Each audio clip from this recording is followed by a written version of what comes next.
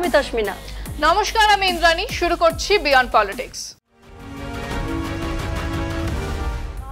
BJP বললে ঠিক, কুনাল বললে ঠিক। তাহলে এবার বল তোমার কোর্টে দি। মানে বুঝলাম না তো। আরে তুমি তোমাকে সব বলো, তুমি জানো কত বেশি। কোথায় আর জানি, এই দেখ না, তুই বলছিস বল আমার কোর্টে দিচ্ছিস, আর আমি কি ভাবছি জানিস? না বললে আর জানবো কি করে, আমি কি মন পড়া জানি? আমি ভাবছি কোথাকার বল কোথায় গড়ায়। মানে এবার আমি বুঝলাম না। কথা হচ্ছে কেউ ডিফেন্স করার জন্য বল নিজের গোলকিপারের দিকে ঠেলেছিল, কিন্তু গোলকিপার সেই বল নিজের গোলে ঢুকিয়ে দিয়েছে। আরে খুলে বলো একটু, বেশ রহস্যের গন্ধ পাচ্ছি। রহস্যের কিছুই নেই, খুবই সোজা ব্যাপার। এই মোদিজির কথাই বলছি। মোদিজি আবার কি করলেন? মোদিজি কিছু করেননি, করেছেন তারই সরকারের মন্ত্রী পীযূষ গোয়েল। আচ্ছা, তা কি করেছেন তিনি? এই দেখ না, মোদিজি বলেছিলেন ভারত বিশ্বগুরু হবে, কিন্তু গোয়েল বলছেন চীনের উদ্যোগপতিরা যখন এআই বানাচ্ছেন তখন এখানকার উদ্যোগপতিরা আইসক্রিম আর চিপস ডেলিভারি করছেন। তাই নাকি? কিন্তু উদ্যোগপতিরা তারা পাল্টা কিছু বলছেন না। বলছেন তো, তারা বলেছেন সরকার চাইছে বলেই এমনটা হচ্ছে। এ তো বেশ গোলমেলে ব্যাপার। বটেই তো, এই খবরটা দেখ, আরো বুঝতে পারবি। ভারতবর্ষে গলা ফাটিয়ে স্টার্টআপ ইন্ডিয়া বলার পর আজ সেই সরকারই যেন নিজের তৈরি স্লোগানকে প্রশ্নের মুখে ফেলে দিয়েছে। প্রধানমন্ত্রী নরেন্দ্র মোদীর সরকার, যারা একসময় বলেছিল নতুন ভারত তৈরি হবে নতুন উদ্যোগপতিদের হাত ধরে, আজ তাদেরই মন্ত্রী পীযূষ গোয়েল প্রকাশ্যে বলছেন ভারতীয় স্টার্টআপরা শুধু খাবার ডেলিভারি করে, দোকানদারি করে। মন্ত্রীজির প্রশ্ন, আইসক্রিম বানাবো না চিপস, দোকানদারি করব? একটা সোজা সাপটা ব্যঙ্গ নিজের দেশের উদ্যোক্তাদের প্রতি। আর কি চমকপ্রদ, গোয়েল সাহেব নিজেই স্বীকার করে নিচ্ছেন চীনের স্টার্টআপরা অনেক এগিয়ে, তারা ইভি, সেমিকন্ডাক্টর, এআই বানাচ্ছে। এতদিন যারা চীনের নাম শুনলেই চিন্তা নয়, চীন ছাড়াও চলবে বলতেন, আজ তারাই মেনে নিচ্ছেন চীন প্রযুক্তিতে অনেক অনেক উন্নত। তাহলে কি ধরে নেওয়া যায় মোদী সরকার এখন পরোক্ষে মেনে নিচ্ছে ভারত এখনো চীনের পেছনে? তবে দেশে স্টার্টআপ সেক্টর চুপ করে বসে নেই। তারা স্পষ্ট বলছেন স্টার্টআপরা যদি আজ দোকানদারি করছে তাহলে সেটা সরকারই চায়, কারণ অ্যাঞ্জেল ট্যাক্স দিয়ে হেনস্থা করেছে ফিনান্স মিনিস্ট্রি। ইন্স্যুরেন্স কোম্পানিগুলোকে আজও স্টার্টআপে লগ্নি করতে দেয় না।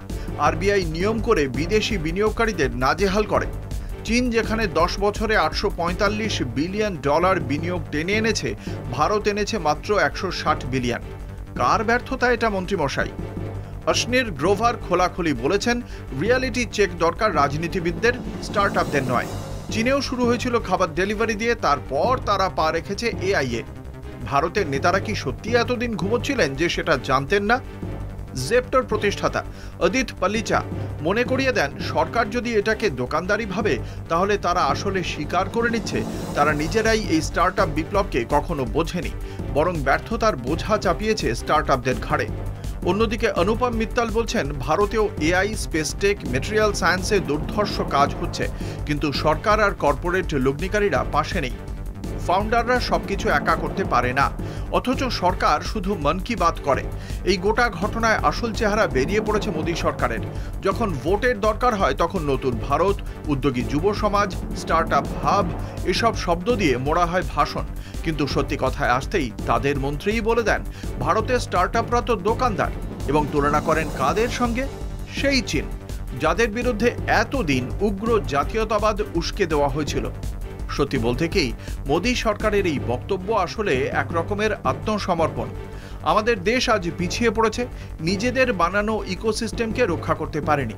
যারা প্রতিনিয়ত প্রচার করে বিশ্বগুরু ভারত হওয়ার স্বপ্ন, আজ তারাই বলছেন চীন অনেক এগিয়ে।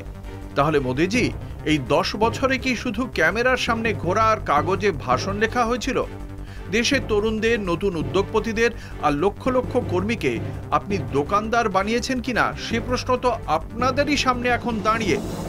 স্টার্টআপ ইন্ডিয়া বলে প্রচার করে যারা আর নিজেরাই তা কটাক্ষ করে, তাদের মুখেই এখন প্রশ্ন, আসল দোকানদার কারা? সত্যি মোদিজির জন্য আমার খারাপ লাগছে। কেন খারাপ লাগছে কেন? মোদিজি তো দেশকে তুলে ধরতে চাইছেন, তাই না? উনি বাংলা জানলে নিশ্চয়ই ওই সিনেমার গানটা গাইতেন। বাংলা সিনেমার গান গাইতেন মোদিজি? তা কোন গান? আরে ওই যে ভারত আমার ভারতবর্ষ, স্বদেশ আমার স্বপ্ন গো। আরে ওটা তো ঢপবাজ টেনিদা গাইছিল, তুই কি কায়দা করে মোদিজিকে টেনিদা বলছিস? আমি কি আর অত কায়দা জানি, কিন্তু বলো তো মোদিজি কি দেশকে তুলে ধরতে চাইছেন? দেশ নাকি আদানি আম্বানি? মোদিজি কাকে তুলতে চাইছেন কে জানে। কিন্তু দেশের ভালো তো সবাই চায়, তাই না? কে জানে বাবা। কমেডিয়ান কুনাল কামরা দেশের হয়ে কথা বললে তার নামে মামলা হয়, আর মন্ত্রী বললে হাততালি পড়ে। হয়েছে নাকি এরকম? না হলে আর বলছি কি, তুই এই খবরটা দেখ। ভারতে এখন সত্য কথা বললেও সেটা আপনি কেমন করে বলছেন আর আপনি কে, সেটা বড় বিষয় হয়ে দাঁড়িয়েছে। কৌতুক শিল্পী কুনাল কামরা আর কেন্দ্রীয় বাণিজ্য মন্ত্রী পীযূষ গোয়েল দুজনেই সম্প্রতি ভারতের স্টার্ট আপ সংস্কৃতি নিয়ে প্রশ্ন তুলেছেন, কিন্তু একজন পেয়েছেন মামলার হুমকি আর অন্যজন পেয়েছেন প্রশংসা।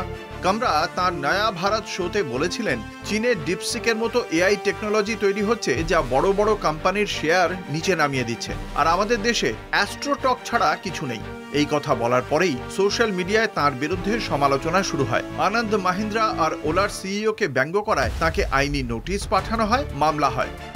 অন্যদিকে মন্ত্রী পীযূষ গোয়েল স্টার্ট আপ মহাকুম্ভে বললেন, ভারতের স্টার্ট আপগুলো এখন ফ্যান্সি আইসক্রিম, কুকিজ আর খাবার পৌঁছে দেওয়ার মধ্যে সীমাবদ্ধ। এইভাবে দেশের ভবিষ্যৎ গড়বে? তিনি বলেন, চীন যেখানে ব্যাটারি, ইলেকট্রিক গাড়ি আর সেমিকন্ডাক্টর বানাচ্ছে, সেখানে আমরা ব্যস্ত খাবার পৌঁছতে। গোয়েল বলেন, এইসব স্টার্ট আপ শুধু সস্তা শ্রমিক তৈরি করছে, এটা আসলে উদ্ভাবন নয়। কিন্তু লক্ষ্য করুন, কামরার কথার মূল বার্তা আর গোয়েলের কথার মধ্যে খুব একটা পার্থক্য নেই। দুজনেই বলছেন ভারতের স্টার্ট আপ দুনিয়া আসল প্রযুক্তি বা গবেষণার দিকে এগোচ্ছে না। কিন্তু কামরা যেহেতু একজন কৌতুক শিল্পী, তাই তার ঠাট্টাকে দেখা হচ্ছে অপরাধ হিসেবে, আর গোয়েল যেহেতু মন্ত্রী, তার কথাকে ধরা হচ্ছে গভীর দৃষ্টিভঙ্গি বলে। আসলে সমস্যাটা বক্তব্যে নয়, সমস্যাটা কে বলছে আর কাকে নিয়ে বলছে। একদিকে একজন শিল্পী মজা করে কিছু বললে সেটাকে দেখা হচ্ছে অপমান বা দেশবিরোধী হিসেবে, অন্যদিকে একজন মন্ত্রী একই কথা বললে সেটা হয়ে যাচ্ছে উন্নয়নের ডাক। ভারতের এখনকার পরিস্থিতিতে মতামত প্রকাশ করাটাই যেন বিপজ্জনক, যদি না আপনি ক্ষমতার ঘরে বসে থাকেন।